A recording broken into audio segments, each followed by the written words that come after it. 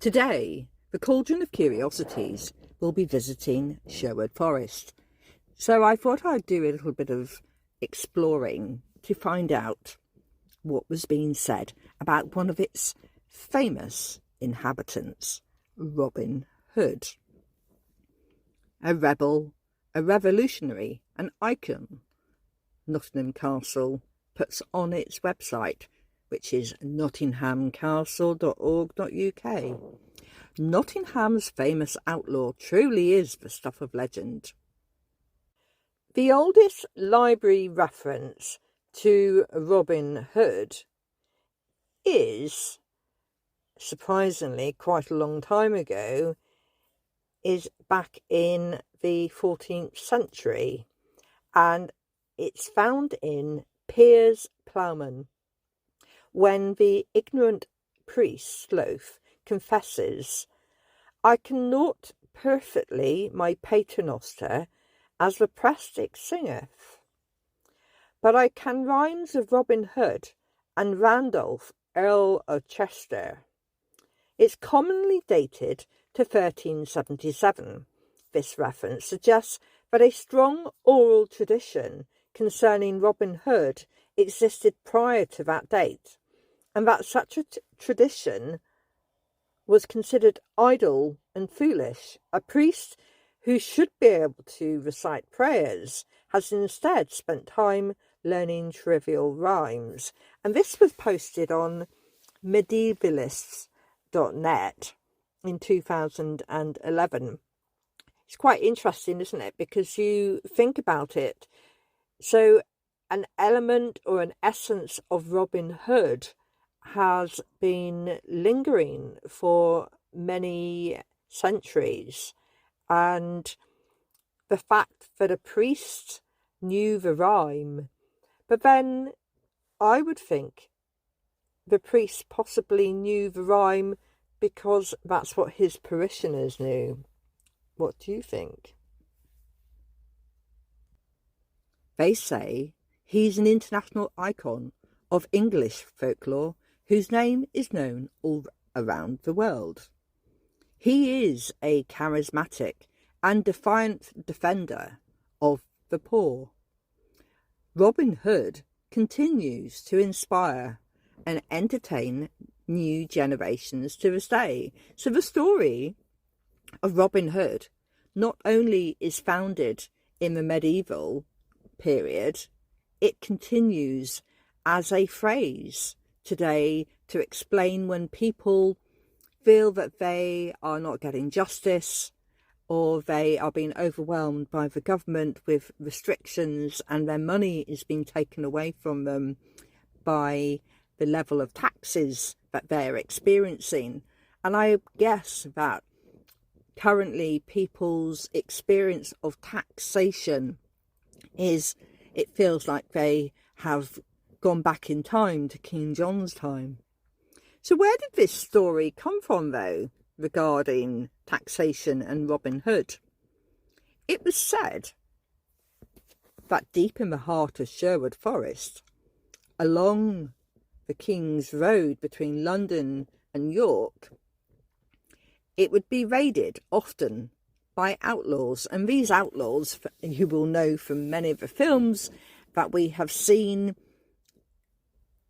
you would see them swinging out of the oak trees that followed this road.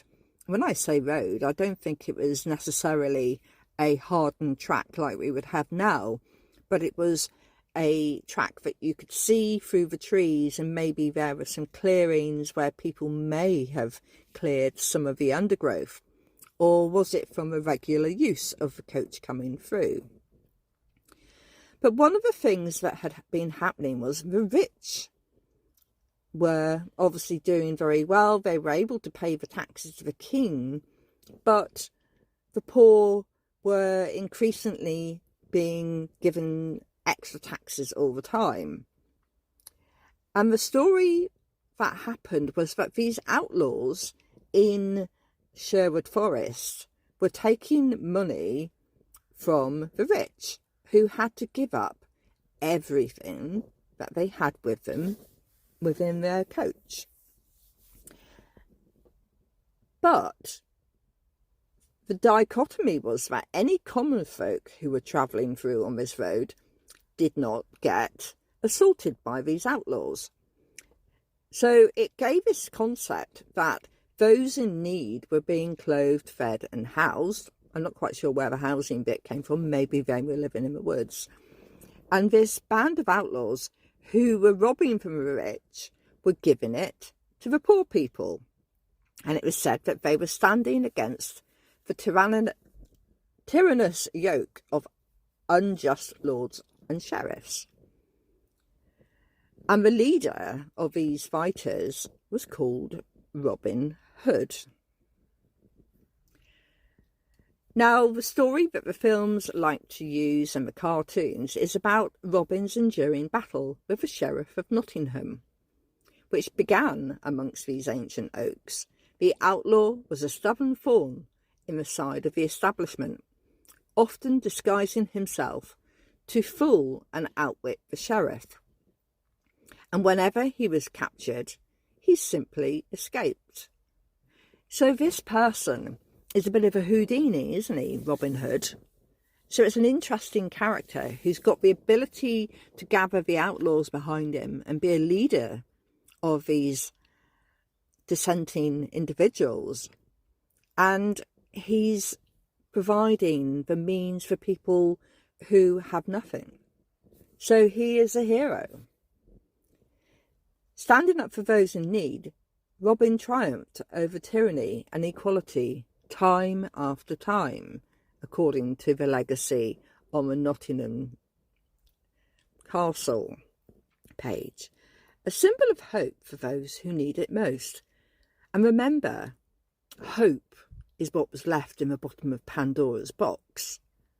When she opened the box and everything flew out, hope was still available to all.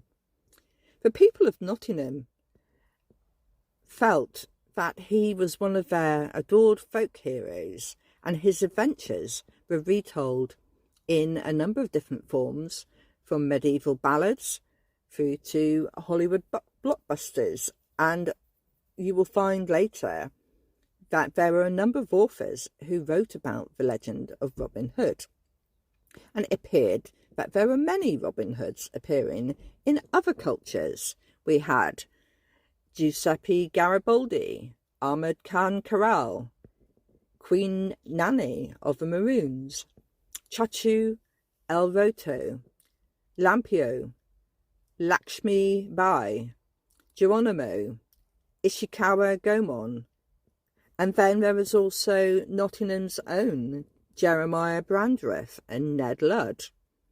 So there is a theme, isn't there, across the world where people have created an individual, a hero, who helps them when they're under oppression.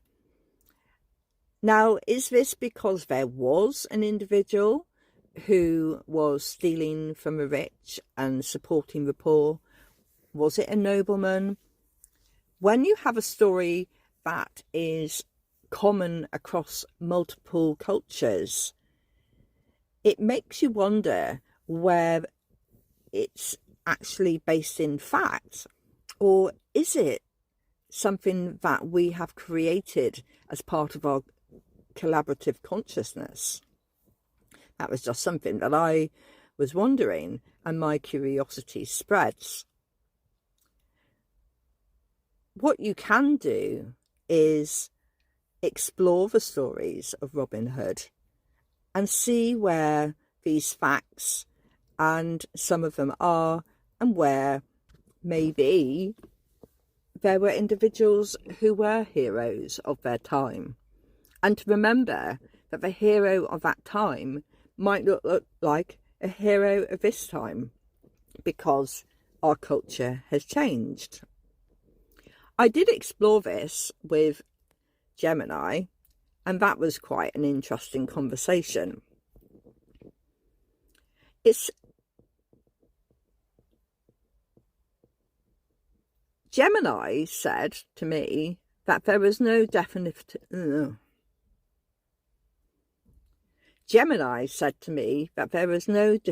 proof that a single person named Robin Hood, as we know him from legend, ever existed. However, the legend almost certainly has its roots in real-life events and figures, and Gemini broke down the historical evidence. First of all, he was a folkloric figure. The earliest references to Robin Hood are found in ballads and rhymes from the late 14th century. These early stories paint him as a skilled archer and outlaw, often a yeoman, a class of commoner at the time, but not necessarily a noble hero who stole from the rich to give to the poor. That famous part of the story was added much later. The other part is that the term Hood was a common nickname for outlaws. So the name of Robin Hood or Robert Hood was a common alias or nickname for outlaws and petty criminals in medieval Britain. This makes it difficult to pinpoint a single individual because the court records from early as the reign of King Henry III, 13th century, show people with this surname often in connection with being an outlaw. It gives a different view of the word the hood, doesn't it? And which does get used nowadays. We do know that the legend evolved over time, and the Robin Hood we know today is a mix of many different stories and creative additions over the centuries. The idea of him being a nobleman and a supporter of King Richard the Lionheart against the tyrannical Prince John was a romanticised element added much later, notably by authors like Sir Walter Scott in the 19th century. There were some real-life inspirations, though. While a single Robin Hood is unlikely, historians have proposed several real-life figures who may have contributed to this legend. These include Robert Hodd, a fugitive from Yorkshire in the early 13th century. Then we have William of Cassingham, a real hero from the early 13th century who fought against the French and returned stolen goods to their owners, earning himself the admiration of the people. And finally, the Earl of Huntingdon, a claim from the 17th century that has been largely debunked by historians. Robin Hood is best understood as a legendary figure, born out of the social and political turbulence of medieval England. The stories about him likely drew upon the real experiences of outlaws and rebels who were seen as champions of the common people against an oppressive authority. The character, we know, evolved over time, with new elements adding to change to suit the changing cultural landscape, solidifying his status as an enduring folk hero. There is an element of historical reality, even if the man himself is a fabrication of folklore. The legend of Robin Hood is not so much a historical account, but a cultural one. It's folklore. It's a reflection of the medieval English people's hopes and fears and frustrations. The elements of truth that fueled the legend were the reality of there being forest outlaws. Medieval England had a significant problem with outlawry. Men were often driven to live in the woods by harsh forest laws, economic hardship, or conflict with the law. They weren't always noble heroes, but they were real and a present part of society. During these times, there was a key struggle against authority. These stories about Robin Hood resonated because they spoke to the common person's experience of living under a powerful and often corrupt feudal system. The Sheriff of Nottingham and the evil nobles are not just fictional villains, they represented real-life abuses of power that the common people were facing. Where did the idea of this being justice come from? The most enduring element is this human desire for justice and a fair play hero.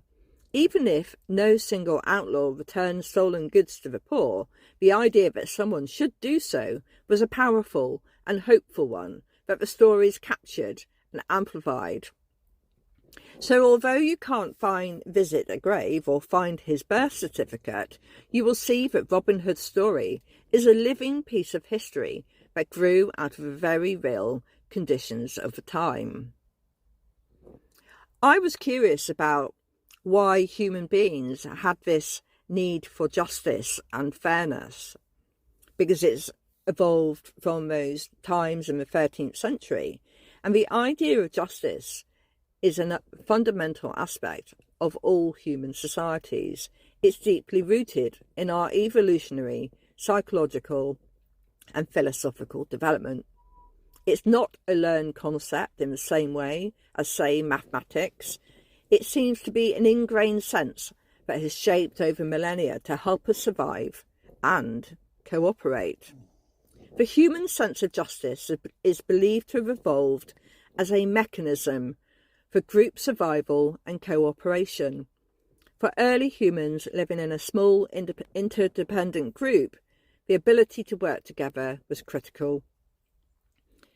One of the things that justice did was it was about preventing free riders, and justice and the fairness norms helped to ensure that all members of the group contributed and shared resources equitably. An individual who consistently took without giving, a free rider, would be punished or ostracised, protecting the group's collective well-being. Well, that doesn't seem to be in evidence much at the moment, doesn't it? Preventing free riders, going by what we see in the press. Justice encouraged cooperation. Our brains were wired to react negatively to unequal outcomes, especially when we're at a disadvantage.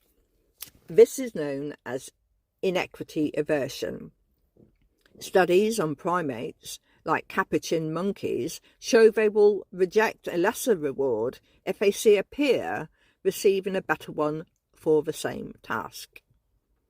This suggests that the drive for fairness is a primitive trait that evolved to make cooperative relationships stable and reliable. So that links to our primate part of our brain, not our higher level of consciousness about fairness. It's about what we see and feel.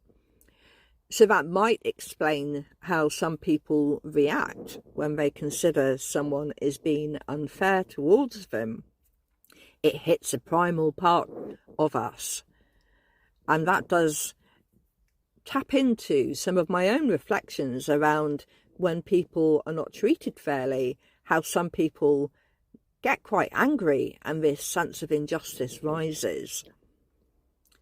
There was also a concept of justice central to our cognitive and moral development. From a social perspective, justice is the bedrock of social order. A philosopher, John Rawls, argued a society's stability depends on its members feeling that they are being treated justly. When people perceive that the rules are fair and that everyone has equal rights and opportunities, they are more likely to cooperate and abide by the social norms. There's also the moral intuition of justice. Psychologically, the sense of justice is tied to our moral compass. It's an intuitive feeling that certain actions are inherently right or wrong. This is why we often have a strong emotional reaction to injustice, even when it doesn't directly affect us. This third-party punishment shows that our concern for justice extends beyond our own self-interest, serving as a powerful social glue. Then there is natural law and the social contract. Philosophers have long debated the origin of justice. Natural law theory posits that certain moral principles, including justice, are inherent in human nature and can be discovered through reason. Conversely, the social contract theory, popularised by thinkers like Jean-Jacques Rousseau, suggests that justice arises from a mutual agreement among members of society to establish a political system and laws for the common good. Both theories, however, reinforce the idea that justice is essential as a component of human organisation. So our ability to live together in a group is based on this sense of justice. So if we don't have a sense of justice, or we feel there's no justice, there will be dissent amongst that group, and some will start to protest. So countries where we see protests happening is an indicator that those people feel there's a lack of justice or there is something wrong. Unfortunately, there are a number of countries who arrest you if you protest. And we're starting to see that in this country, aren't we? But where did this concept of justice as being a philosophical action come from? The ancient Greeks, the foundations of justice, the first and most influential systemic, or should I say systematic thinkers on justice, were Plato, and he's circa 427 to 347 BCE. In Plato's masterpiece, The Republic, he argues that justice is the ultimate virtue for both the individual and society. For a person, justice is a state of inner harmony, where reason rules over the other parts of the soul, spirit and appetite. For a society, justice means that everyone performs the role they're best suited for, without interfering in the affairs of others. This is often called the principle of specialisation. Aristotle, circa 384 to 322 BCE, was a student of Plato, and he took a more practical approach. In his work, Nicomachean Ethics, he distinguished between two types of justice: distributive justice, the fair distribution of wealth, honours and goods, and corrective justice, the rectification of wrongs, like in a court of law. Aristotle famously argued that justice is about treating equals equally and unequals unequally in proportion to their relevant differences. Later, in the 17th century, we came across the era of the Enlightenment and modern philosophy. You had the social contract theorists Locke and Rousseau. They propose the idea that justice arises from a social contract. This is a mutual agreement amongst members of society to give up some of their individual freedoms in exchange for the protection of a government and the rule of law. Justice, in this view, is about upholding the terms of this contract. John Rawls, 1921 to 2002, was an influential figure in America. He wrote a book called The Theory of Justice, or A Theory of Justice, in 1971. He provided a powerful and detailed modern framework for the concept of justice. He argued that a just society is one that people would agree to live in if they were ignorant of their own social status, wealth or abilities. A thought experiment he called the veil of ignorance. This led him to his famous principles of justice, which prioritise equal basic liberties for all, and stipulates that any social or economic inequalities must be to the greatest benefit of the least advantaged members of society. Have any of you read A Theory of Justice? I would like to know. Do comment below or contact me if you want to have a chat about it, because I would be interested to see your thoughts and whether your summary of the book is similar. The sense of fairness, it appears, is a core human trait, and the philosophical and legal frameworks of justice have been built and rebuilt over time by foundational thinkers and have essentially changed the law in some countries. But it's not worldwide, is it? I asked and looked at what was this period of enlightenment, and apparently it was also known as the Age of Reason.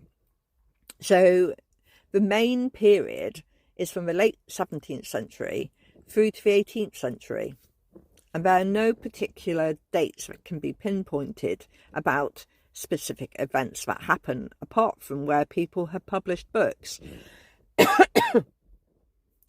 But key events are the period that follows the scientific revolution and landmark publications like Isaac Newton's Principia Mathematica in 1687 and John Locke's essay concerning human understanding in 1689, which provided a new intellectual toolkit for understanding the world through reason. The fight for justice, or seeking justice, has been carrying on for many centuries, it seems.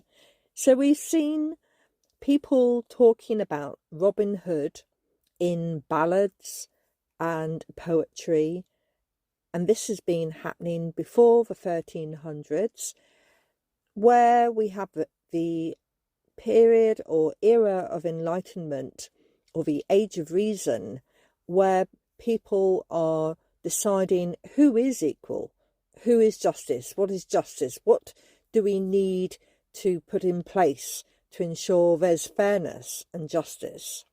And you will note that some of the wording suggests that some people are more equal than others. And one of the things I did notice, that this didn't include gender, but I don't want to go down the gender route right now. But maybe if you've had a read of any of these articles, if you are studying history, you may have done. And what are your thoughts? Do we still seek justice? Do we have a sense of fair play? Or is it a cultural thing? What is it about being fair? And why do some people not have a sense of fair play and they cheat? Why does that happen? And, if it is part of human nature to naturally want to see fair play, why are there so many people cheating out there and stealing from others? So how does that happen? Or does that mean there's part of them which isn't human? Just a thought. Thank you for listening to Folklore Explorer and how I've looked at the tale of Robin Hood and how he fights for justice. And maybe, Robin, if you could come back now and sort out our current government, that would be really helpful. Thank you. If you have any comments and you would like to contact me, you can always email me info@thedandelion.co.uk. Have a marvellous magical day. Thank you for listening to this episode of the Cauldron of Curiosities. If you enjoyed this dip into folklore, don't forget to follow the podcast, share it with a friend, and keep your lantern handy for the next curious tale.